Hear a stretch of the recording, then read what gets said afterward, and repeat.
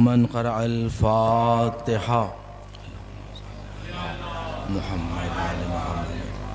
بسم الله الرحمن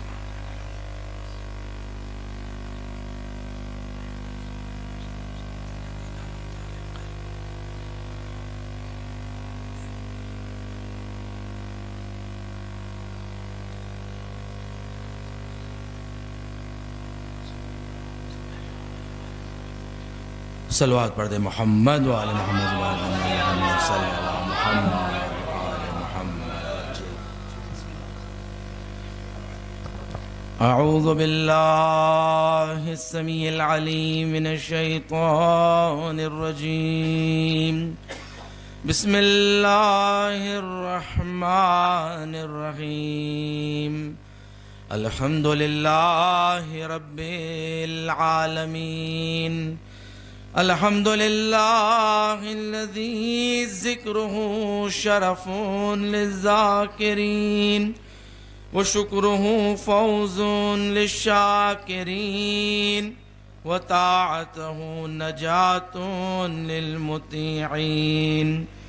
ثم الصلاة والسلام والتحیۃ والاکرام علی اشرف الانبیاء والمرسلین وخاتم النبیین ورحمۃ للعالمین جد الحسن والحسین بالقاسم محمد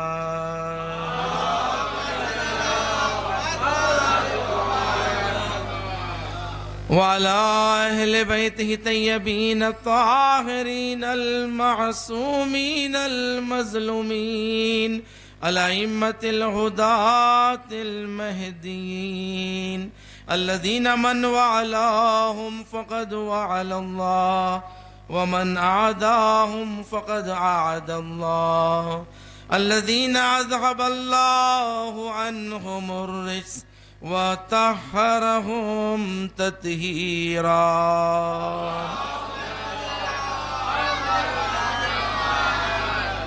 سيما على السيد المطهر والإمام المظفر والشجاع الغزنفر بي شبير وشبر قاسم طوبى وسقر الأنزع البتين الأشجع المتين الأشرف المكين العالم المبين الناصر المعين ولي الدين الوالي الولي السيد الرزي الإمام الوسي الحاكم بالنص الجلي المخلص الصفي المدفون بالغري ليس بني غالب مظهر العجائب ومظهر الغرائب والشهاب الثاقب والهزبر السالب نقطة دائرة المطالب أسد الله الغالب غالب كل غالب ومطلوب كل طالب صاحب المفاخر والمناقب إمام المشارق والمغارب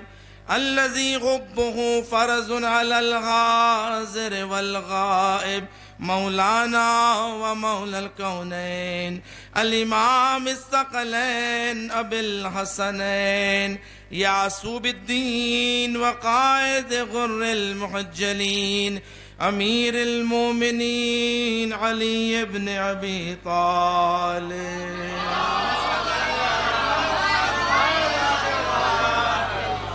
ولعنة الله على أعدائهم أجمعين من العان إلى قيام يوم الدين. أما بعد فقد قال الله تبارك وتعالى في محكم كتاب المجيد وفرقان الحميد وقوله الحق. بسم الله الرحمن الرحيم. حاميم والكتاب المبين إنا أنزلناه في ليلة مباركة إنا كنا منذرين. صلوات پڑھ دے محمد وآلہ.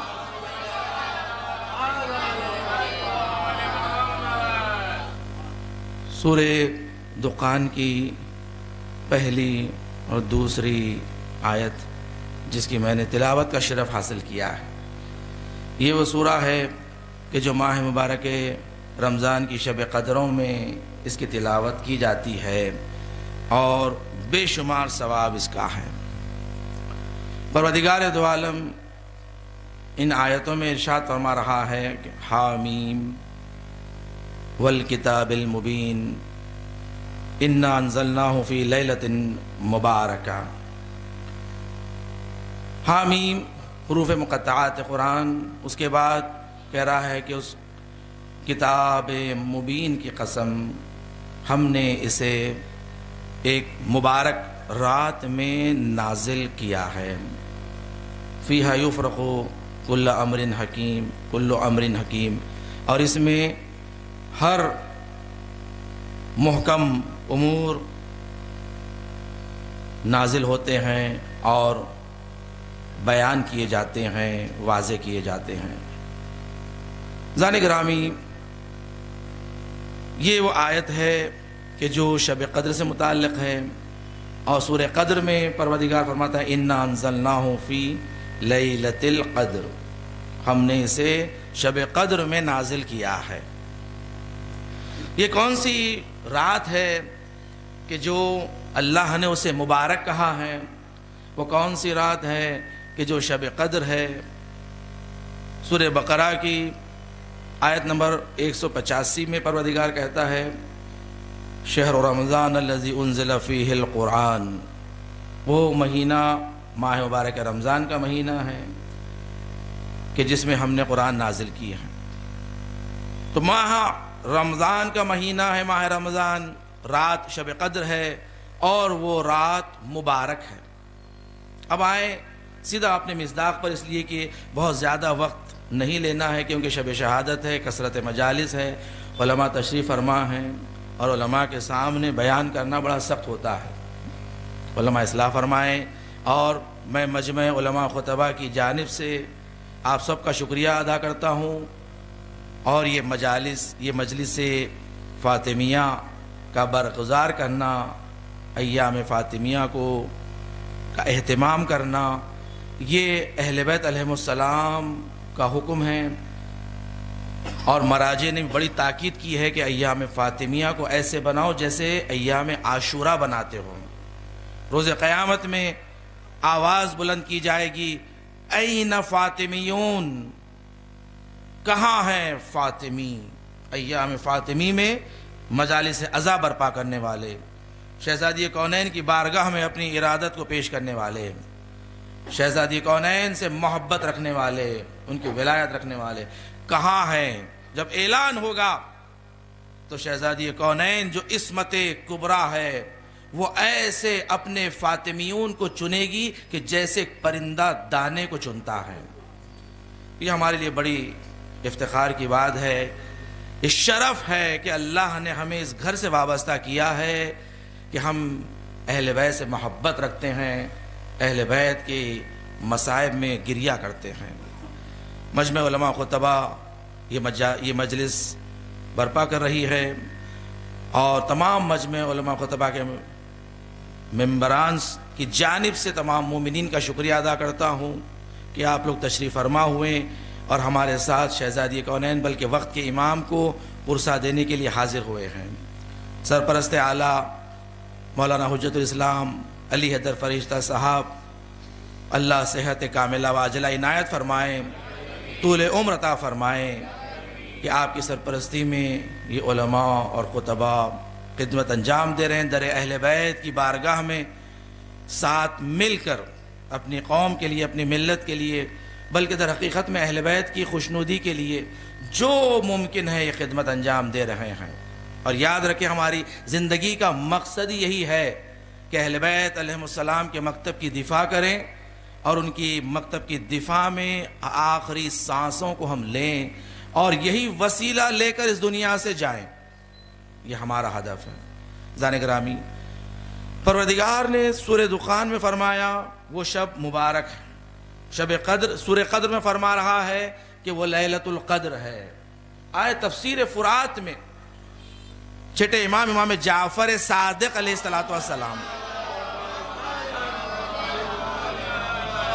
ارشاد فرماتے ہیں کہ لیلۃ القدر ہی فاطمہ، لیلۃ القدر شہزادی کونین ہیں، اور من عرف فاطمہ بحق معرفتها فقط درکا لیلۃ القدر، جس نے شہزادی کونین کی معرفت کو حق معرفت کے ساتھ حاصل کر لیا، اس نے در حقیقت میں شب قدر کو درک کر لیا ہے۔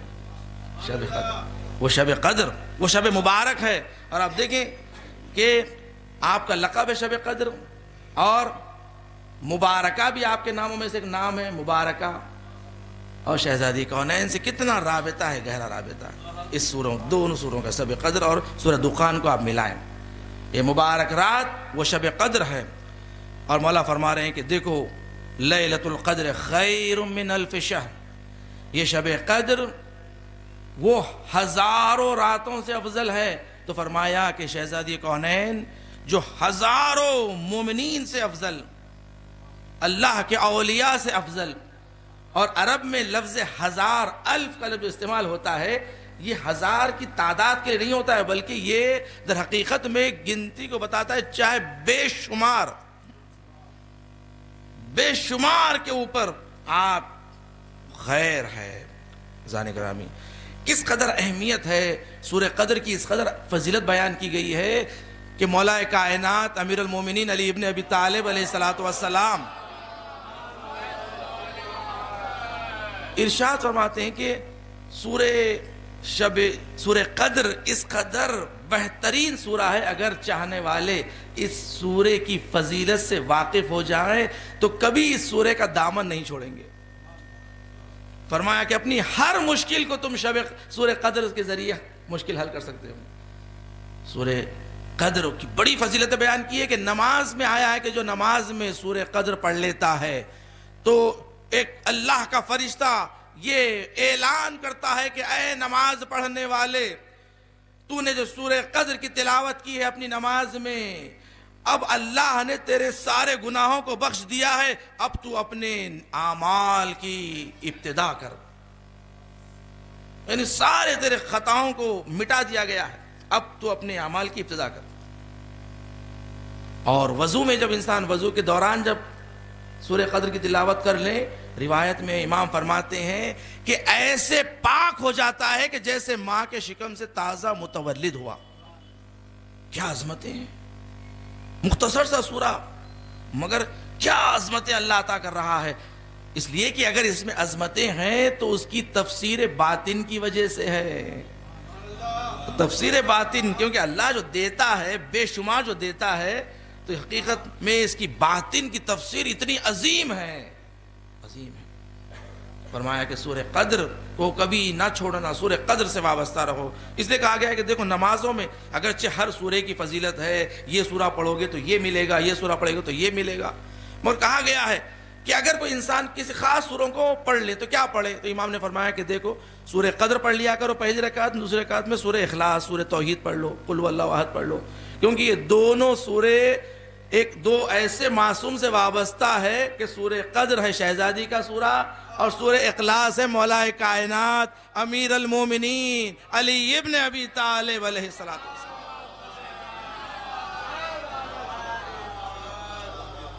دو سے وابستہ، یہ دو سورے بڑے عظیم ہیں، اللہ کو یہ سورے بہت پسند۔ ذان گرامی کہ ایسے شب کہ پروردگار نے اس شب قدر کو تعویل کی ہے، وہ شب قدر در حقیقت میں وہ شہزادی کونین ہے۔ وَمَا أَدْرَاكَ مَا لَيْلَةُ الْقَدْرِ، تم کیا درک کرو گے شب قدر کیا ہے؟ وَمَا أَدْرَاكَ مَا الْفَاطِمَةِ، تم کیا سمجھو گے فاطمہ کیا ہے؟ خود امام نے اس روایت میں فرمایا ہے کہ جو تفسیر فرات میں بیان ہوئی ہے کہ فاطمہ لأنہا فطمت ان معرفتہا، یعنی پروردگار نے جو آپ کا نام فاطمہ رکھا ہے اس لیے کہ خلق کو آپ کی معرفت سے دور رکھا گیا ہے۔ ان معرفتہا یعنی اس کی معرفت کوئی حاصل نہیں کر سکتا ہے۔ ایسی عظیم، اور خود آپ کی فضیلت کے لیے آپ سوچیں کہ کس قدر عظمت ہے شہزادی کی کہ پروردگار نے کہا ہے لولا فاطمہ لما خلقتکما، کہ اے حبیب خدا آپ اللہ کے حبیب ہے، اگر علی نہ ہوتے تو ہم آپ کو خلق نہ کرتے، مگر آپ دونوں کی عظمت اپنی جگہ پر، اگر فاطمہ نہ ہوتی تو ہم آپ دونوں کو بھی خلق نہ کرتے۔ تو پتا چلا عصمت کبریٰ شہزادی کونین ہے، وہ محور ہے خلقت کی، کہ وہ محور خلقت ہے، کہ اس محور سے وابستہ پروردگار بھی جب حدیث قدسی میں فرماتا ہے کہ اے میرے ملائکہ وسکان السماوات انی ما خلقت سماعا مبنیا ولا ارضا مدہیا ولا شمسا مضیا ولا قمرا مضیا ولا بحر یجری ولا فلک یسری الا فی محبت ہؤلاء الخمسۃ الذین هم تحت الکسا۔ جب پوچھا یا پروردگار وہ کون ہے، تو فرمایا ہم اہل بیت النبوہ و معدن الرسالہ، ہم فاطمہ و ابوہا و بعلہا و بنوہا۔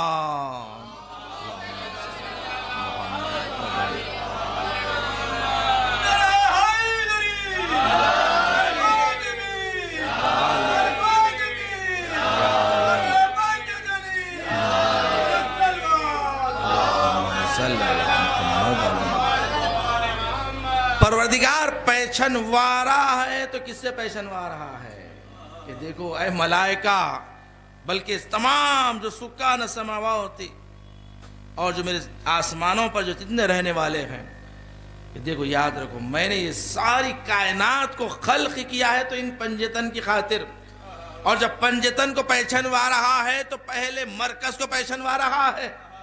دیکھیں پروردگار کے پاس مرکزیت کیا ہے، ہم فاطمہ، وہ یہ فاطمہ ہے۔ ذرا کرام دیکھیں، اس لیے کہا گیا ہے کہ فاطمیون یہ ایسا لقب ہے، روز قیامت میں آپ دیکھیں گے سب سے قیمتی لقب، کہ شہزادی کونین سے انسان وابستہ ہو جائے۔ کہتے ہیں کہ ایک نصرانی آیا ہے ساتویں امام موسی کاظم علیہ السلام کی خدمت میں، اور آ کر سوال کر رہا ہے کہ یہ بتائیے کہ مجھے اس سورہ دخان کی جو آیتیں حامیم والکتاب المبین انا انزلناہ فی لیلۃ مبارکہ وَكُنَّا منذرین وَإِنَّا كُنَّا منذرین فیہا یفرق فی کل امر حکیم، یہ آیتوں کی باطنی تفسیر بتائیں۔ دیکھیں نصرانی ہے، سوال یہ کر رہا ہے، مجھے ظاہر نہیں چاہیے، ظاہر واضح ہے، باطن بتائیے اس کا۔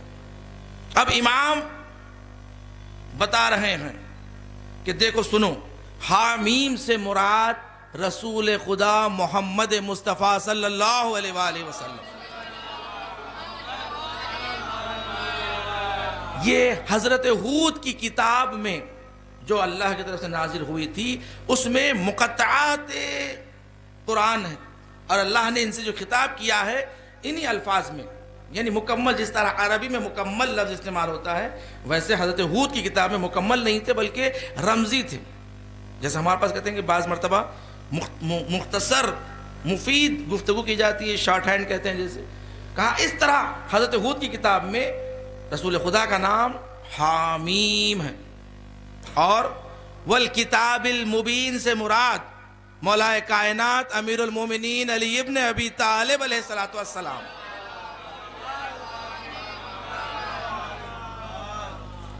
اور وَإِنَّا أَنزَلْنَاهُ فِي لَيْلَةٍ مُبَارَكَةٍ، اور ہم نے اسے شب مبارک میں نازل کیا ہے، تو لیلۃ المبارکہ سے مراد شہزادی کونین ہے۔ اب یہاں پر امام نے فرمایا کہ دیکھو کتاب المبین جو جیسے مولا کائنات ہے، اسی طرح سورہ یاسین میں بھی اللہ نے کہا ہے کہ امام المبین، امام المبین، سورہ یاسین میں امام المبین سے یاد کیا گیا ہے۔ تو اب یہاں پر جب امام مبین کا سوال کیا گیا، اصحاب نے پوچھا رسول اللہ یہ سورہ یاسین میں پروردگار نے کہا ہے کہ ہم نے امام مبین میں ہر علم کو رکھا ہے، ہر علم امام مبین میں موجود ہے، یہ امام مبین کیا ہے؟ خلیفہ دوم سوال کرتے ہیں تو پیغمبر نے کہا ابھی رک جاؤ، تو انہیں بہت جلدی تھی، انہوں نے سوال کیا اس سے مراد توریت ہے تو پیغمبر نے کہا نہیں توریت نہیں ہے، بھی رک جاؤ۔ کہا اس سے مراد انجیل ہے؟ کہا نہیں انجیل نہیں ہے، رک جاؤ۔ کہا اس سے مراد قرآن مجید ہے؟ کہا نہیں، رک جاؤ۔ خاموش ہو گئے۔ تھوڑی دیر ہوا، دروازے سے مولا کائنات امیر المومنین علی ابن ابی طالب علیہ السلام جیسے ہی وارد ہوئے، پیغمبر نے فرمایا دیکھو یہ ہے امام مبین، یہ ہے امام مبین، کہ اللہ نے ہر علم کو امام مبین میں رکھا ہے، امام مبین۔ تو پروردگار نے اسی طرح سورہ دخان میں کہا کتاب مبین والکتاب المبین، تو کتاب مبین مولا کائنات ہے۔ انا انزلناہ فی لیلۃ مبارکہ، ہم نے یہ جو انا انزلناہ کو ضمیر پلٹتی ہے، امام نے کہا اس سے مراد مولا کائنات ہے، ہم نے علی کو بھیجا ہے شب قدر کے لیے، اس لیے کہ چھٹے امام فرماتے ہیں کہ اگر علی نہ ہوتے تو فاطمہ کے لیے کوئی زمین پر کف نہ ہوتا،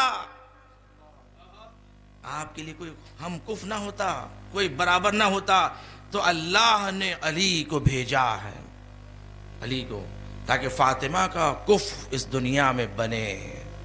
ذان گرامی، اور فرمایا اس کے بعد جو پروردگار فرماتا ہے فیہا یفرق کل امر حکیم، اور اس سے ہر امر حکیم تقسیم ہوتے ہیں، پھیلتے ہیں۔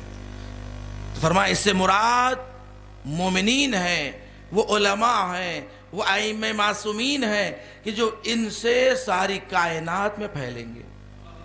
اور آج آپ دیکھیں کہ ساری کائنات میں جو سادات شہزادی کونین دنیا میں پھیلی ہوئی ہے، لوگ کہتے ہیں کہ کسی کی بھی نسل اتنی زیادہ دنیا میں نہیں ہے جتنی شہزادی کونین کی ہے، باوجود اس کے کہ شہزادی کونین کی نسل کو چن چن کے مارا گیا ہے۔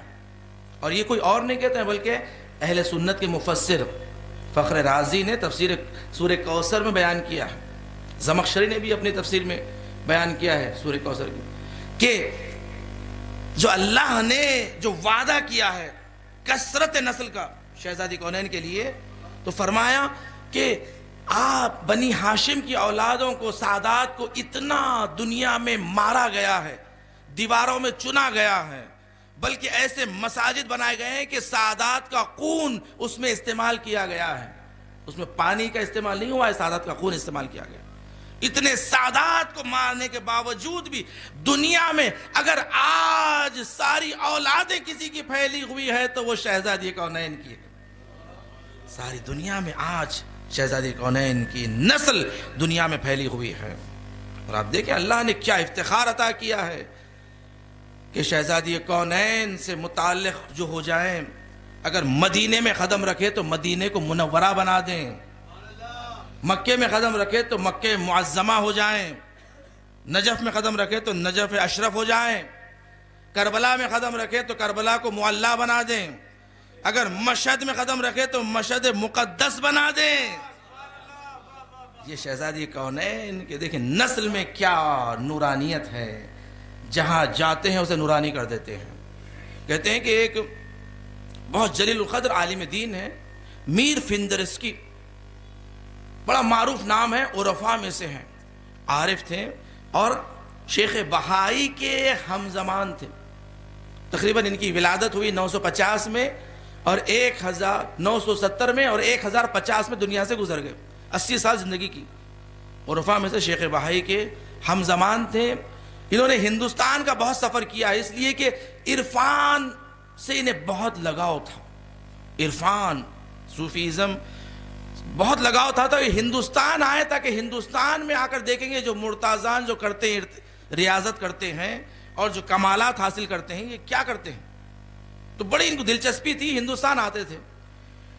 تو میر فندرسکی جو بڑے معروف اور مشہور عالم دین ہے، ان کی تفسیر میں ان کے حالات زندگی میں بیان کیا انہوں نے کہ میں جب ہندوستان گیا ایک مرتبہ، اور کافی سفر انہوں نے کیا ہندوستان کا، تو انہوں نے کہا کہ ایک مرتبہ جب میں ہندوستان گیا تو مجھے بتایا گیا کہ ایک ایسا مرتاز ہندی ہے کہ جو 6 مہینے سوتا ہے، 6 مہینے جاگتا ہے، اس کا ایک کمال ہے، 6 مہینے سو جاتا ہے اور 6 مہینے جاگتا ہے، اور بے شمار کرامتیں اس کی ہے۔ بہت بڑا عالم ہے ہندوستان میں. تو انہوں نے کہا کہ چلو اس سے ملاقات کرتے ہیں. اور میر فندرسکی کے بارے میں کہا گیا ہے کہ ابو القاسم بن ابو طالب بن میر فندرسکی یہ موسوی کہتے ہیں کہ ایک مرتبہ جب وہ آئے ملاقات کے لیے کہ اسے ملاقات کریں، یہ کون ہے مرتضی جو 6 مہینے سو جاتا ہے، اس نے اپنے جسم پہ اتنا تسلط، اور پھر 6 مہینے جاگتا ہے، وہ 6 مہینے میں سوتا نہیں. اور بڑا عالم فاضل ملاقات کے لیے آئے. اور میر فندرسکی کے لیے ہے کہ یہ ان کا چہرہ اتنا روشن تھا، اتنا نورانی چہرہ تھا کہ لوگ انہیں سورج کہا کرتے تھے، اتنا نورانی چہرہ. جب آنے کے بعد اس کے خادم سے کہا کہ میں ملنا چاہتا ہوں اس سے. اس نے کہا کہ ابھی وہ سونے کے لیے چلے گئے ہیں، اب وہ 6 مہینے کے بعد اٹھیں گے ملاقات. کہا کہ ان سے کہو کہ ایران سے بہت بڑے عالم دین آئے ہیں، ملاقات کرنا چاہتے. تو اس نے دیکھا کہ ان کا جو جلال اور جمال ہے، میر فندرسکی کا نورانی چہرہ، ایک جلال و جمال چہرے پہ ہے. تو جا کر ابھی سونے جا ہی رہا تھا، وہ اس سے کہا کہ ایک شخص آیا کہ جس کا چہرہ سورج کی طرح چمکتا ہے اور بڑی دور سے آیا ہے، ملنا چاہتا ہے، اس سے بس ملنے اس کے پاس ہو جائے. اس نے کہا ٹھیک ہے. جب لفظ سورج سنا تو تعجب کر کے واپس آیا. جیسے ہی آیا ان کو دیکھا، دیکھ کر کہا کہ یہ چہرہ سورج کے جیسا ہے. ارے یہ کہاں سے سورج کے جیسا ہے؟ میں نے تو وہ چہرہ دیکھا ہے جو شمس الشموس ہے، سورج کا بھی سورج ہے. جیسے ہی میر فندرسکی نے شمس الشموس سنا تعجب کرنے، کہا کسے کہہ رہے ہو شمس الشموس؟ کہا جو مشہد مقدس میں جس کی ذریعہ ہے 8ویں امام علی ابن موسی الرضا علیہ السلام، میں ان کی بات کر رہا ہوں، میں نے انہیں دیکھا ہے. تعجب کرنے لگے، کہاں 970 ہجری اور کہاں 8ویں امام کا دور؟ کیسے جو 800-900 سال کا انسان؟ کہاں میں نے انہیں دیکھا ہے. کہا اس وقت کہ جب مامون نے اعلان کروایا ساری دنیا میں کہ جتنے دانش مند دنیا میں ہیں وہ آئیں اور آ کر 8ویں امام سے مناظرہ کریں، اور جو انہیں مناظرے میں ہرائے گا اسے مامون نے وعدہ کیا تھا اسے کہ دنیا عطا کرے گا، اتنا مال عطا کرے گا. اس لیے کہ مامون چاہ رہا تھا کہ کوئی آئے اتنا دانش مند آ کر 8ویں امام سے مناظرہ کرے. ہندوستان میں جب خط بھیجا گیا تو ہندوستان سے سارے علماء میں سے مجھے انتخاب کیا گیا تھا کہ جو سب سے عالم و فاضل تھا اس زمانے میں، اسی زمانے میں 8ویں امام کے، مجھے بھیجا گیا تھا مناظرے کے لیے. جب ایک مرتبہ ہم ایسے مقام پر ہمیں بٹھایا گیا تھا، ہمیں حجرے دیے گئے تھے، اور اس کے بعد مامون جو کرسی پہ بیٹھا ہوا تھا، اور جب اسی دوران جب 8ویں امام آئے، تشریف لے کر گئے، ممبر پر بیٹھے، تو ایسا نورانی چہرہ، ایسا جلال و جمال ان کے چہرے پر تھا. اس کے بعد ایک کے بعد ایک مناظرے کرنے لگے. یہودی آگے بڑھے مناظرہ کرے، امام نے سیکنڈوں میں انہیں ہرا دیا، بٹھا دیا. عیسائی آگے بڑھے مناظرہ کیے، ملحدین آگے بڑھے مناظرہ کرے، امام نے سب کو خاموش بٹھا دیا. اس نے کہا کہ جب میری باری آئی تو میں نے دیکھ لیا ہے کہ اگر کوئی دنیا میں عالم و دانشمند ہے تو یہی شخص ہے. جیسے ہی میری باری آئی تو میں نے ہاتھوں کو جوڑ کر کہا کہ مجھے آپ سے کوئی سوال نہیں کرنا ہے، میں تسلیم ہوں. بس اس نے کہا، یہ ہندوستان کا دانشمند کہہ رہا ہے، میں نے کہا میں تسلیم ہوں، مجھے آپ سے مناظرہ نہیں کرنا. اور وہ بیٹھ گیا. اس کے بعد جب مناظرہ تمام ہو چکا تھا، جب 8ویں امام گزر رہے تھے تو میرے قریب رکے، اور رکنے کے بعد کہا کہ تو نے ہمارا احترام کیا ہے، ہم تجھے یہ دعا دیتے ہیں کہ تو اتنا زندہ رہے گا جب تک تو خود ارادہ کرے اپنی موت کا، تو خود ارادہ کرے موت کا. دیکھیں موت و حیات تو اللہ کے ہاتھ میں ہے نا. 8ویں امام فرما رہے ہیں کہ دیکھو اللہ کی صفات کی تجلی اس دنیا میں ہم ہیں، ہم جسے چاہیں حیات دیں، جسے چاہیں موت دیں. امام نے کہا جا، میں نے تجھے اتنی حیات دی کہ تو جب تک چاہ زندہ رہے، اور جب تو ارادہ کرے موت کا تجھے موت آ جائے گا. تو اس نے کہا ہے کہ میں آج تک اس لیے زندہ ہوں کہ ان کی دعا، جو انہوں نے مجھے دعا دی، کہا وہ شمس الشموس ہے، سورجوں کا بھی سورج جیسا چہرہ۔ دیکھیں شہزادی کونین کا صدقہ ہے۔ زائرین گرامی یاد رکھیں یہ ایام جو شہزادی سے متعلق ہے، یہ بڑی فضیلتیں ہیں شب کی۔ شہزادی نے کہا کہ دیکھو یاد رکھو، ہمارے در سے وابستہ رہو۔ شہزادی کونین کس قدر کریم بی بی ہے، عطا کرنے والی، اور اعجاز اور کرامتیں شہزادی کی اس قدر ہے۔ زائرین گرامی یاد رکھیں، کہتے ہیں کہ ایک مرتبہ چھٹے امام جعفر صادق علیہ السلام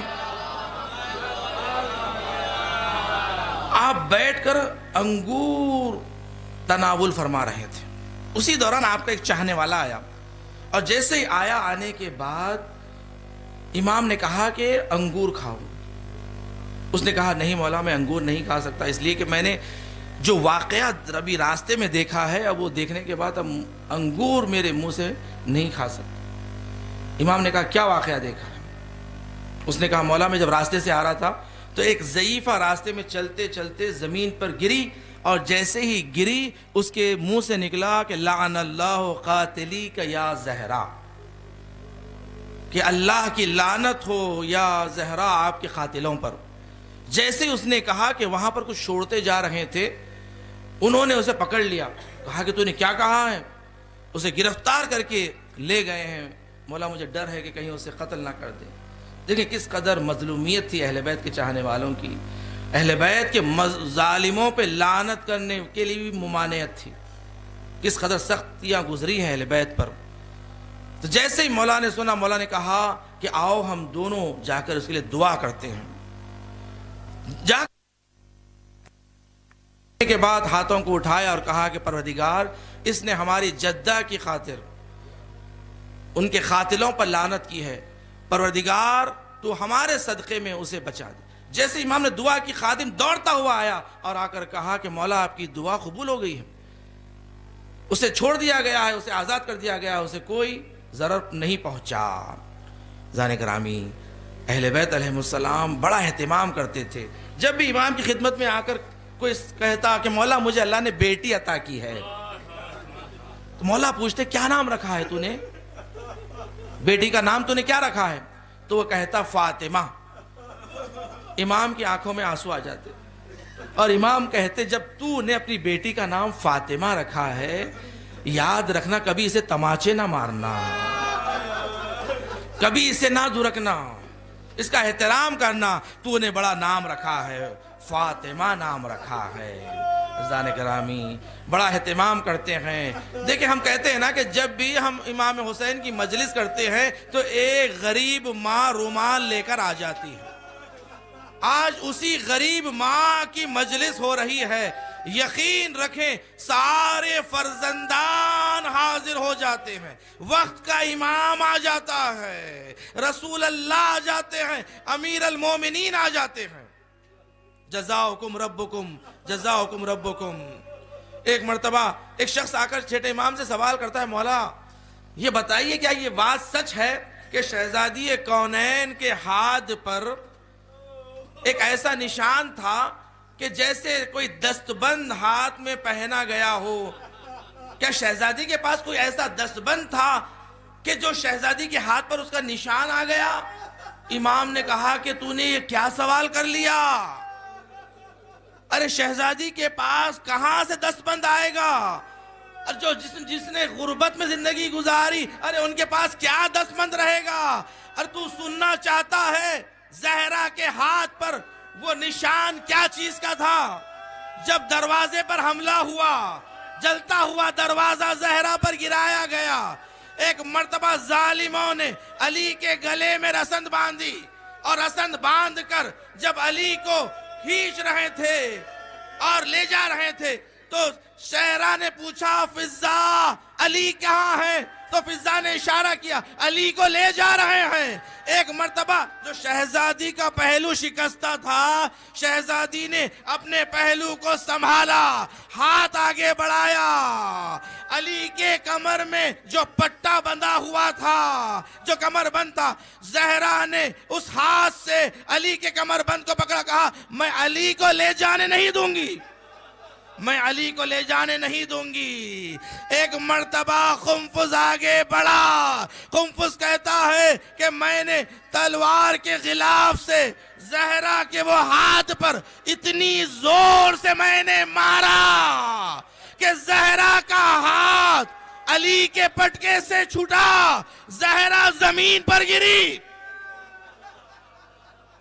اور قنفذ کہتا ہے کہ مجھے یقین تھا کہ زہرا کا ہاتھ ٹوٹ گیا ہے۔ اس لیے شہزادی کونین ہمیشہ یہ کہتی تھی کہ بابا اب میں دائیں ہاتھ سے تسبیح نہیں پڑھ پاتی ہوں، اب میری انگلیاں حرکت نہیں کرتی ہیں۔ شہزادی کونین کے ہاتھ پر اتنی زور سے مارا گیا ہے کہ شہزادی کا ہاتھ اب اپنے پہلو پر ہی رہا، کبھی آپ نے اپنے ہاتھ کو پہلو سے نہیں ہٹایا۔ جزاؤکم ربکم۔ کس قدر شہزادی کونین پر مظالم۔ شہزادی کونین اس ہاتھ کے باوجود بھی 18 سال کا سن ہے، ہاتھ میں عصا ہے، مدینے کے ہر دروازے پر زہرا جاتی ہے، علی کو ساتھ لیے ہوئے، حسن و حسین کو ساتھ لیے ہوئے، اور دا کے دق الباب کرتی ہے۔ کئی دروازے تو کھلے ہی نہیں زہرا پر، زہرا بڑی دیر تک کھڑی رہی، ایسے کھڑی رہی دروازے پر جیسے کوئی غریب کھڑا ہوتا ہے کہ کوئی دروازہ کھول دے، مگر کسی نے دروازہ نہیں کھولا۔ کچھ لوگوں نے دروازہ کھولا، زہرا نے پوچھا کیا تم غدیر میں نہیں تھے؟ کیا میرے بابا نے علی کی ولایت کا اعلان نہیں کیا؟ لوگوں نے کہا شہزادی کاش علی پہلے آ جاتے۔ جزاؤکم ربکم۔ شہزادی نا امید ہو کر واپس گئی، کہا بابا اس امت نے مجھے اتنا رلایا ہے، علی کو غریب کر دیا ہے، اب زہرا کو اس دنیا میں جینا نہیں ہے۔ جزاؤکم ربکم۔ خدا آپ کو کسی غم میں نہ رلائے سوائے زہرا اور اولاد زہرا کے۔ ایک مرتبہ وہ وقت بھی آیا، شہزادی کونین نے اپنی وصیتوں کو علی مرتضیٰ سے کیا کہ یا علی غسلنی فی اللیل کفنی فی اللیل دفنی فی اللیل، اے علی مجھے رات میں غسل دینا، رات میں کفن پہنانا اور رات میں دفن کرنا، اور یاد رکھنا انہیں شامل نہ ہونے دینا کہ جنہوں نے مجھ پر ظلم کیا ہے یہ مدینے والے میرے جنازے میں شامل نہ ہوں۔ میں روز قیامت میں اپنے پروردگار کی بارگاہ میں شکایت کروں گی۔ سیدہ نے وصیت کی، اور وصیت کرنے کے بعد وہ وقت بھی آیا کہ اب فضا کو قریب بلایا، فضا اب میرا آخری وقت آ چکا ہے، میرے بچے جب واپس آ جائیں تو پہلے انہیں کھانا کھلا دینا، اور ان سے یہ نہ کہنا کہ زہرا دنیا سے گزر چکی ہے، اس لیے کہ میرے بچے میرے بغیر کھانا نہیں کھاتے ہیں، پہلے انہیں کھانا کھلا دینا۔ جیسے ہی شہزادی کونین نے کہا کہ میں جب تک تسبیح کی آواز آتی رہے سمجھ لینا کہ زہرا زندہ ہے، جیسے ہی تسبیح کی آواز آنا رک جائیں سمجھ لینا زہرا دنیا سے گزر چکی ہے۔ جناب فضا نے دیکھا کہ تسبیح کی آنا آواز رک چکی ہے، دیکھا کہ شہزادی دنیا سے گزر چکی ہے، فوری باہر آئی، دیکھا گھر میں داخل ہوئے ہیں۔ جیسے ہی شہزادے گھر میں داخل ہوئے فضا نے دسترخوان بچھا دیا، دسترخوان بچھانے کے بعد شہزادوں کو کہا کہ شہزادوں آؤ کھانا کھا لو۔ ایک مرتبہ دونوں شہزادوں نے فضا کو دیکھا، کہا فضا کیا کبھی آپ نے دیکھا ہے کہ ہماری ماں کے بغیر ہم نے کھانا کھایا ہو؟ فضا نے کہا بچوں کھانا کھا لو، اس لیے کہ اب تمہاری ماں دنیا میں نہیں رہی، ایک مرتبہ بچے دوڑے اس کمرے کی جانب جہاں زہرا کا جنازہ تھا. ایک دوسرے نے زہرا پر اپنے آپ کو گرا, کہا اماں اب آپ کے بعد ہم کیسے زندہ رہے, اماں آپ کا سہارا تھا. بچے دوڑتے ہوئے مسجد میں گئے. روایت کے دقیقاً یہی جملے ہیں. جیسے ہی علی مولا سے کہا کہ بابا اماں دنیا میں نہیں رہی, اماں مر گئی. روایت کہتی ہے علی جو باب خیبر کو اٹھانے والا کھڑے خد سے زمین پر گر گیا, کہا زہرا زہرا تیرے بعد اب علی کے لیے اس دنیا میں کچھ نہیں. کیسے زندہ رہے. غسل و کفن دیا. غسل و کفن دینے کے بعد جب ماں کے دیدار کے لیے بچوں کو کہا کہ آؤ بچوں اپنے ماں کا دیدار کر لو, آنے کے بعد دیدار کیا. دیدار میں علی نے دیکھا کہ حسین نظر نہیں آ رہے ہیں. ایک مرتبہ کہا حسین کیوں نہیں اپنے ماں کا چہرے کا دیدار کر لیتے ہو. حسین نے کہا بابا ماں دنیا میں جب بھی بلاتی تھی آ میرے حسین میرے سینے سے لگ جا. حسین آتا تھا. جب تک اماں حسین کو ایسے نہ بلائے حسین نہیں آئے گا. وہ ہاتھ کہ جو زہرا کے پہلو سے کبھی نہ ہٹا, علی نے غسل دیا زہرا کا ہاتھ نہیں ہٹا. مگر جب حسین نے پکارا زہرا کے ہاتھ برآمد ہوئے. کہا آ میرے حسین اپنی ماں کے سینے سے لگ جا. تیری ماں اس وقت بھی آئے گی جب تو گھوڑے سے زمین پر آئے گا. تیری ماں اپنے دامن کو پھیلائے گی. میرے حسین اپنی ماں کی گود میں.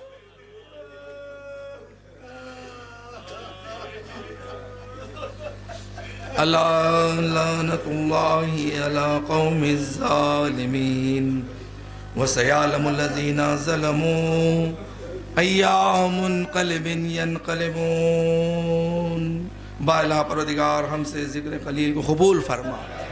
پروردگار تجھے واسطہ محمد و آل محمد وقت کا امام ہماری اس عزاداری کو ہم سے قبول فرمائے.